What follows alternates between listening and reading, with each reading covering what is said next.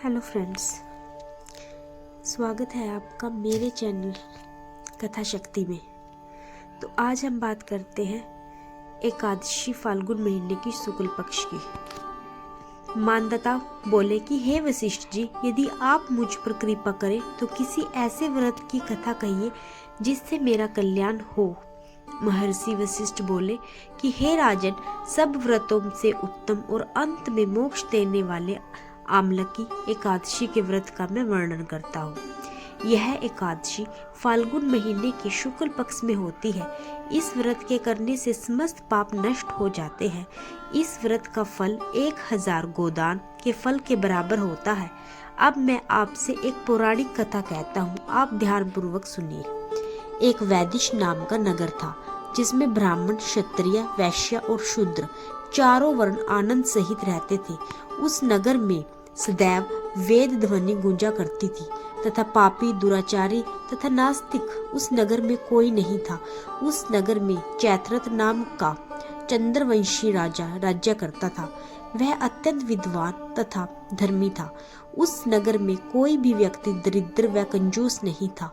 सभी नगरवासी विष्णु भक्त थे और आबाल वृद्ध स्त्री पुरुष एकादशी का व्रत किया करते थे। एक समय फाल्गुन महीने के शुक्ल पक्ष की अमालकी एकादशी आई। उस दिन राजा, प्रजा तथा बाल वृद्ध सबने हर्ष पूर्वक व्रत किया।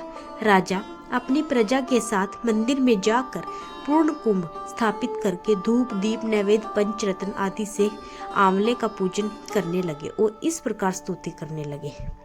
हे दात्री, तुम ब्रह्म स्वरूप हो। तुम ब्रह्मा जी द्वारा उत्पन्न हुए हो और समस्त पापों का नाश करने वाले हो। तुमको नमस्कार है। अब तुम मेरा अर्घ्य स्वीकार करो। तुम श्री रामचंद्र जी द्वारा सम्मानित हो। मैं आपकी प्रार्थना करता हूँ, अतः आप मेरे समस्त पापों का नाश करो। उस मंदिर में सब ने रात्रि का जागरण किया। रात के समय वहाँ एक बहेलिया आया जो अत्यंत पापी और दुराचारी था। वह अपने कुटुंब का पालन जीव हत्या करके किया करता था। भूख और प्यास से अत्यंत व्याकुल वह बहेलिया इस जागरण को देखने के लिए मंदिर के एक कोने में बैठ गया और विष्णु भगवान तथा रात के समय वहां एकादशी महात्म्य की कथा सुनने लगा। इस प्रकार अन्य मनुष्यों की भांति उसने भी सारी रात जाग कर बिता दी।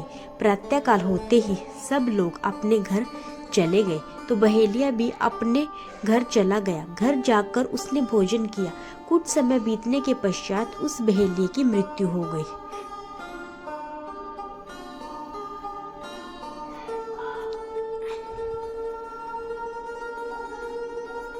मगर उस आमलकी एकादशी के व्रत तथा जागरण से उसने राजा विदुरथ के घर जन्म लिया और उसका नाम वसुरथ रखा गया।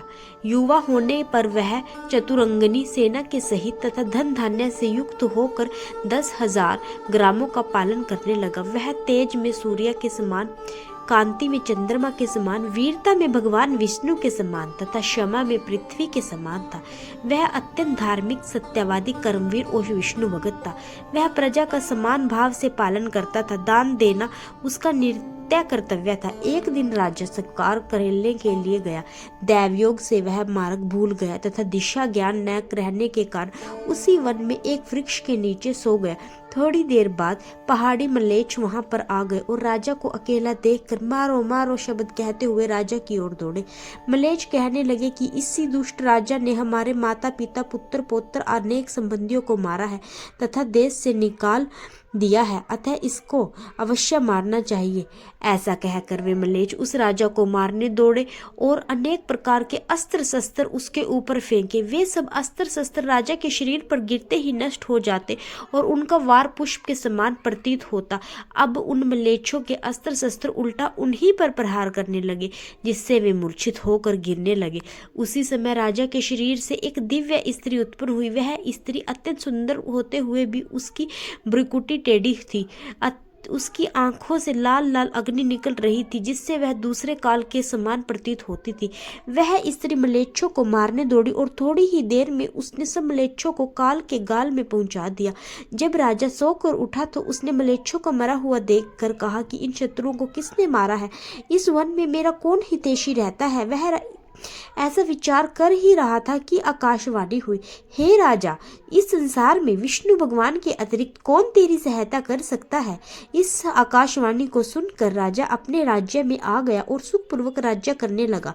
महर्षि वशिष्ठ बोले कि हे राजन, यह आमलकी एकादशी के व्रत का प्रभाव था। जो मनुष्य इस आमलकी एकादशी का व्रत करते हैं वे प्रत्येक कार्य में सफल होते हैं और अंत में विष्णु लोक को जाते हैं। धन्यवाद। अगर आपको यह कथा अच्छी लगी है तो कृपया मेरे चैनल को सब्सक्राइब और लाइक कर दीजिएगा। धन्यवाद।